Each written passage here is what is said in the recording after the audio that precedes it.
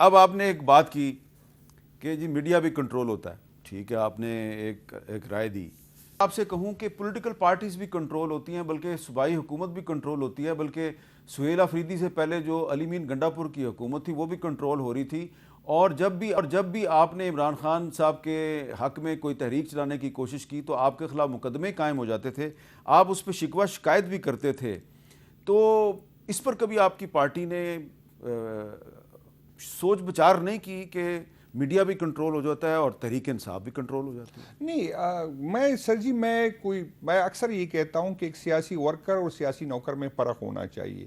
میں یہ نہیں کہتا کہ ہماری حکومت میں میڈیا کنٹرول نہیں، ہم سے غلطیاں ہوئی، ہم بھگت رہے. ہمیں سیکھنا ہے ان چیزوں سے. یہ حقیقت ہے کہ پارٹیاں کنٹرول ہو رہی، یہ حقیقت ہے کہ قیادت کنٹرول ہو رہی، یہ حقیقت ہے کہ جہاں سب کچھ کنٹرول ہوتا ہے، کنٹرول کرنے والے اتنی مضبوط ہے، لیکن سر جس میں کسی کا فائدہ نہیں ہے، اس کے نقصان ہو رہا ہے، ہم آگے نہیں بڑھ رہے. آپ دیکھیں کہ نفرتیں بڑھ رہی. ایک منٹ میں آپ کی بات کاٹ رہا ہوں. آپ نے کہا کنٹرول کرنے والے بڑے مضبوط ہیں، آپ کو بھی پتہ ہے اور مجھے بھی پتہ ہے.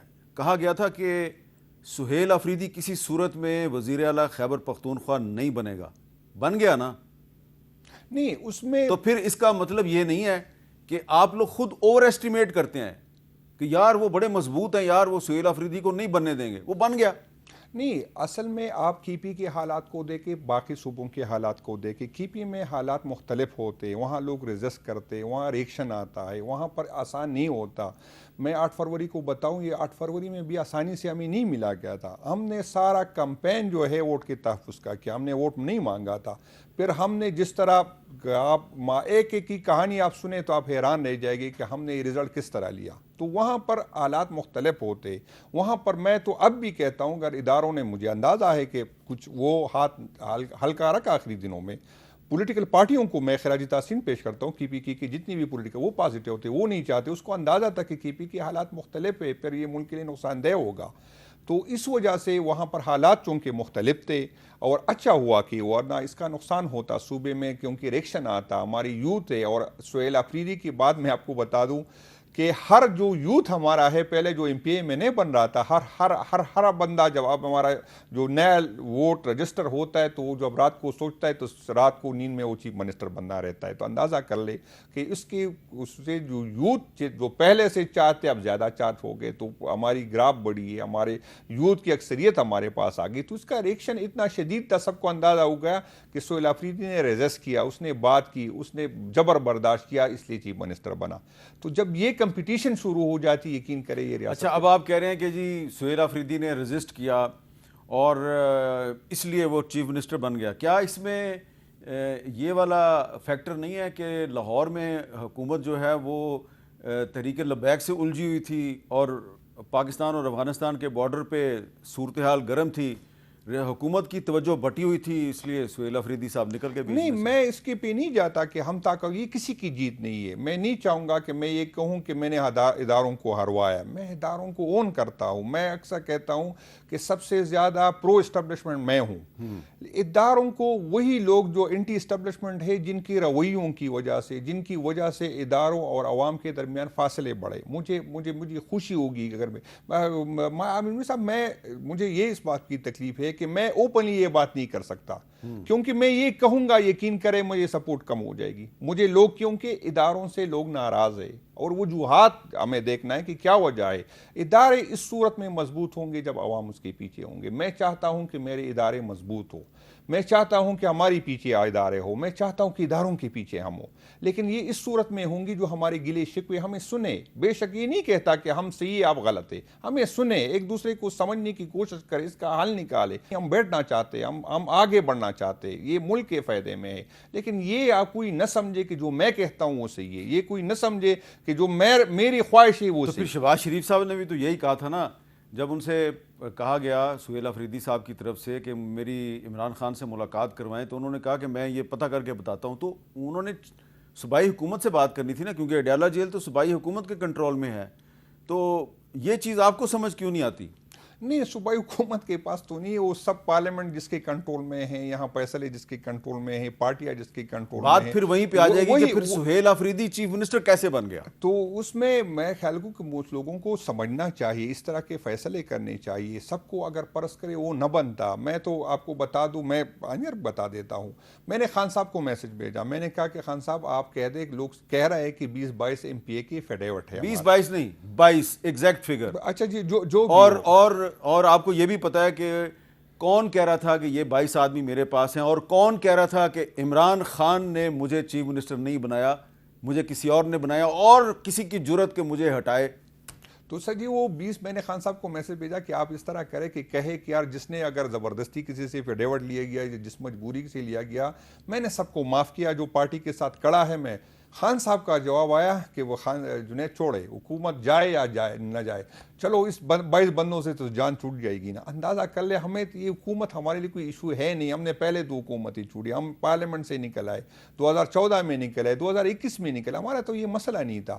اور میں تو اکثر یہ کہتا تھا کہ شاید اگر ہمیں یہ موقع ملتا جو ہم تحریک بنانے میں ابھی تک ناکام ہو گئی, یقین کرے ہو سکتا ہے اگر ہماری حکومت نہیں بنتی تو وہ تحریک جو ہم سالوں نہیں بنا سکتے وہ دنوں. اچھا, آپ کو یاد ہے نا کہ کچھ دن پہلے, کچھ ہفتے پہلے جب آپ آئے تھے تو یہاں پہ آپ نے بڑے واضح الفاظ میں کہا تھا کہ آپ سے تقاضا کیا جاتا ہے کہ آپ تحریک چلائیں حکومت کے خلاف, لیکن جو بھی آپ کے ساتھ تعاون کرتا ہے, سمیت اسد قیصر صاحب کا نام بھی لیا آپ نے, تو ان کے خلاف, ان کے ورکرز کے خلاف, آپ کے خلاف, آپ کے ورکرز کے خلاف صوبائی حکومت جو ہے وہ مقدمے بنا دیتی ہے.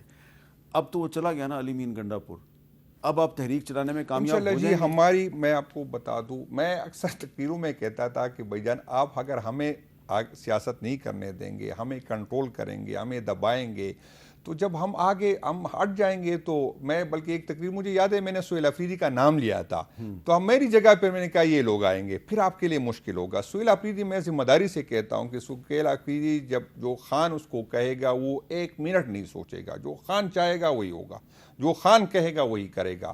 تو یہی میں سمجھانے کی کوشش کر رہا تھا کہ بھائی جان ہم تو پھر بھی ہو سکتا ہے درمیانی راستہ نکالنے کی کوشش کرے, ہو سکتا ہے ہمیں کوئی ڈر ہو, کوئی لالچ ہو, لیکن جو نئی قیادت آ رہی, مجھے آپ کو بتاؤں, میں یہ ابھی ہری پور کا جو الیکشن تھا تو خان صاحب نے میسج بھیجا کہ کسی 30 سال کے لڑکے کو ٹکٹ دو. پھر میں نے کہا کہ وہ اس کی اپنی ہری پور کی سیاست کا کوئی اب الگ ہے, ایک تو عمر بھائی نے بہت قربانی دی تو مناسب نہیں ہے, تو شکر ہے اللہ تعالیٰ کا کہ خان صاحب نے اس کو مان لیا. تو اندازہ کر لے اگر ہماری پاس جو قیادت آئے گی وہ ایسی قیادت آئے گی جس نے سوچنا نہیں ہے, تو وہ انشاءاللہ تعالیٰ ہم تیار ہیں. نہیں, آپ کا یہ خیال ہے کہ جو پاکستان کی نوجوان نسل ہے اور خاص طور پہ تحریک انصاف کے جو نوجوان قیادت ہے وہ سوچنے سمجھنے کی صلاحیت سے نہیں فارغ ہے؟ میں اس کو کہتا ہوں سوچنے سمجھنے کی, آپ کہہ رہے ہیں کہ وہ اندھی تقلید کریں گے. نہیں, اندھی تقلید نہیں کریں. میں دوسرے اینگل سے اس کو دیکھتا ہوں. میں فیملی والا ہوں, مجھے ڈرایا جاتا ہے کہ آپ کی فیملی ہے, میرے بچے ہیں, میں ڈرتا ہوں. میں سوچتا ہوں کہ یار اگر یہ کروں گا تو بچے ہیں میری بیوی ہے تو ان چیزوں سے میں ڈرتا ہوں. میں یہ کہتا ہوں کہ بھائی جان میں 10 سال MNA رہ چکا ہوں, کل نیب والے نوٹس دے دیں گے, اس نے تو ثابت نہیں, میں نے تو ذلیل ہونا ہے, لیکن جب ان کے پاس ان کو کنٹرول کرنے والی چیزیں پر نہیں ہوگی. میں یہ کہہ رہا ہوں کہ they have nothing to lose. یہی میں کہہ رہا ہوں, وہی کہہ رہا ہوں کہ میں تو اس لیے ڈرتا ہوں, میں سوچتا ہوں کہ یار خان کو مانوں گا تو پیچھے بچے ہے, پیچھے بیوی ہے, تو میں سوچتا ہوں ان کو تو یہ پیچھے نہیں دیکھنا کہ میرے بچے ہیں, اس کو تو یہ نہیں دیکھنا کہ میری فائل آ جائے گی, میری ویڈیو ہے. تو یہ چیزیں جو ہے جو میں کہتا ہوں کہ ان لوگوں کو سوچنے کا نہیں ہے. وہ میں جس چیز سے ڈرتا ہوں, میں وہی مطالعہ پاکستان جو میں نے پڑھا ہے, جو مجھے بتایا گیا تھا, وہی ہیرو میں مانتا ہوں جس کو مجھے بتایا گیا کہ یہ ہیرو ہے, یہ تو بعد میں مجھے لیکن یہ جو نئے نسل آئے اس کو پتا ہے کہ ہمارے ہیرو کیا ہے, ہمارے جو ہے ولن کون ہے, ان کو ولن کا بھی پتا ہے, ان کو ہیرو کا بھی. اچھا, آپ نے ہیرو اور ولن کی بات کی تو میں اب آپ سے اجازت لینے سے پہلے آپ کو ایک پرانا کلپ سنانا چاہتا ہوں جنرل ضیاء الحق صاحب کا, جو پاکستان کے صدر رہے. 11 سال تک انہوں نے پاکستان پر حکومت کی, اور وہ ہمیں کیا کہا کرتے تھے افغانوں کے بارے میں, ذرا سنیے. میں آپ کو یہ مطلع کر رہا ہوں کہ اگر خدا نہ کرے کسی طرح سے افغانوں کو شکست ہو گئی ہے تو پھر آپ کا اگلا نمبر آپ کا ہے, پاکستان کا. یہ جو بھائی ہماری جنگ لڑ رہے ہیں یہ اپنی نہیں, پاکستان کی جنگ لڑ رہے ہیں. اس لیے اگر ہم اور کچھ نہیں کرتے تو کم از کم دعا کے لیے تو ہاتھ اٹھائیے کہ اللہ تعالیٰ ان افغان مجاہدوں کو کامیابی عطا فرمائے. उनकी आज़ादी के साथ हमारी आज़ादी. आप यकीन जानिए कि अगर आज उनको तक पहुंचती है तो कल पाकिस्तान की ईंट से ईंट बच जाएगी. लोग इस चीज को समझते नहीं. वो ये समझते हैं कि गर्दो गुबार जो वहां मगरब के अंदर उठ रहा है ये सिर्फ अफगानों के लिए. तो ये कुछ मैंने इसलिए आपको ये सुनवाया है, ये क्लिप पाकिस्तान के साबिक सदर जो कि आर्मी चीफ भी थे, वो कहते थे जी कि ये जो अफ़गान हैं ये पाकिस्तान की सलामती की जंग लड़ रहे हैं. तो आज अगर पाकिस्तान में कोई ये कहता है कि जी अफ़गानिस्तान के साथ लड़ाई का रास्ता इख्तियार ना करो, सुलह का रास्ता इख्तियार करो, तो आप देखें कि बहुत से जो सरकारी लोग हैं वो कहते हैं जी ये तो पाकिस्तान के दुश्मन है. बहरहाल जुनैद अकबर साहब, आपका बहुत बहुत शुक्रिया.